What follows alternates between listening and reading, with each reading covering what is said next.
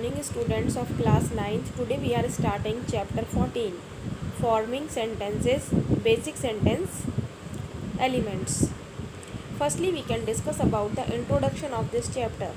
In this chapter, we can discuss about simple sentence, compound sentence and complex sentence. इस chapter में हम discuss करेंगे simple sentence के बारे में, कंपाउंड सेंटेंस के बारे में एंड कॉम्प्लेक्स सेंटेंस के बारे में. Then firstly we can discuss about basic sentence structure. A complete English sentence has a subject and a predicate or object. The subject is the main idea or focus of the sentence. The predicate says something about the subject. It is often a combination of verb and an object. एक complete English sentence वो होता है जिसके अंदर हमारा subject होता है और प्रेडिकेट होता है. सब्जेक्ट हमारा वो मेन आइडिया या फोकस होता है सेंटेंस का, और प्रेडिकेट होता है जो हमें सब्जेक्ट के बारे में बताता है. ये एक तरह का कॉम्बिनेशन होता है वर्ब और ऑब्जेक्ट का, जिसे हम प्रेडिकेट कहते हैं. जैसे for example, the man at a cream cake. तो द मैन है यहाँ पर सब्जेक्ट और एट हमारा है वर्ब, और जो एट अ क्रीम केक है ये हमारा है प्रेडिकेट, जो कि कंबाइन कर रहा है वर्ब और ऑब्जेक्ट को. ऑब्जेक्ट यहाँ पर हमारा है अ क्रीम केक और एट है वर्ब. तो वर्ब और ऑब्जेक्ट के कॉम्बिनेशन को प्रेडिकेट कहा गया है.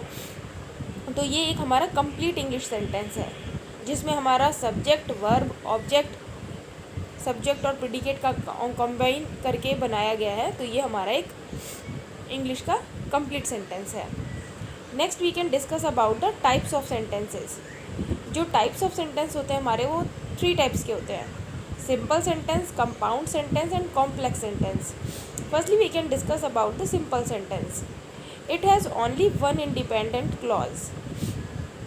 जो सिंपल सेंटेंस होता है उसमें हमारा सिर्फ एक इंडिपेंडेंट क्लॉज होता है. जैसे for example, I am a painter. Next हमारा आता है कंपाउंड सेंटेंस. इट हैज़ 2 और मोर क्लॉजेज. कंपाउंड सेंटेंस के हमारे अंदर हमारे 2 या 2 से ज़्यादा क्लॉजेज होते हैं. जैसे for example, I am a painter and my sister is a sculpture. तो इसमें आप देख रहे हैं हमारे 2 सेंटेंस हैं, तो 2 क्लॉजेज यूज़ किए हुए हैं, तो इसलिए ये है हमारा कंपाउंड सेंटेंस. इसी तरह से हमारा थर्ड आता है complex sentence. It has a main clause और एंड 1 और मोर अदर डिपेंडेंट क्लॉजेज. इसके अंदर हमारा एक मेन क्लॉज होता है और एक से ज़्यादा हमारे डिपेंडेंट क्लॉजेज होते हैं. उसको हम कॉम्प्लेक्स सेंटेंस कहते हैं. तो बच्चों, इस चैप्टर में आपका टॉपिक बस इतना ही था. अभी आप इन नोट्स को रिवाइज़ कर लीजिए और अपनी अपनी कॉपीज़ में नोट डाउन करिए. Thank you.